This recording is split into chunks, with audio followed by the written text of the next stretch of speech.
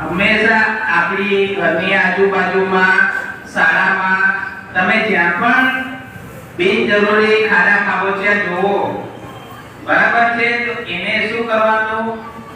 જો એને આપણે ખાલી કરી શકતા હોય એટલે કે સાફ કરી શકતા હોય તો સાફ કરી નાખવાના છે, અને જો એમાં માટી પૂરી શકતા હોય તો માટી પૂરી દેવાની છે, અને જો બહુ મોટા ખાડા હોય અને આપણે આ બધું ના કરી શકીએ તો એમાં શું કરવાનું કે ઘરમાં વાપરવાનું તેલ હોય કે પછી બળેલું ઓઇલ હોય તો આપણે એ વસ્તુ એ ખાડામાં નાખીએ ને તો એ ખાડાની ઉપર એક પરત બની જાય, જેથી કરીને શું થાય કે ચોમાસાની ઋતુમાં જે મેલેરિયા, ડેન્ગ્યુ, ચિકનગુનિયા જે મચ્છર થાય છે એ આવા બધા પાણીમાં થવાના છે.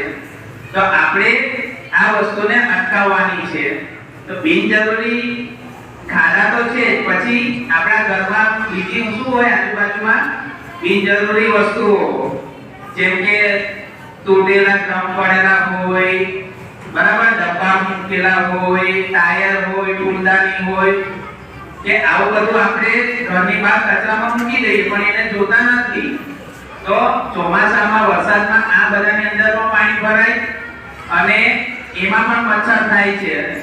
તો દર રવિવારે આપણે ઘરમાં આ કામ કરવાનું છે.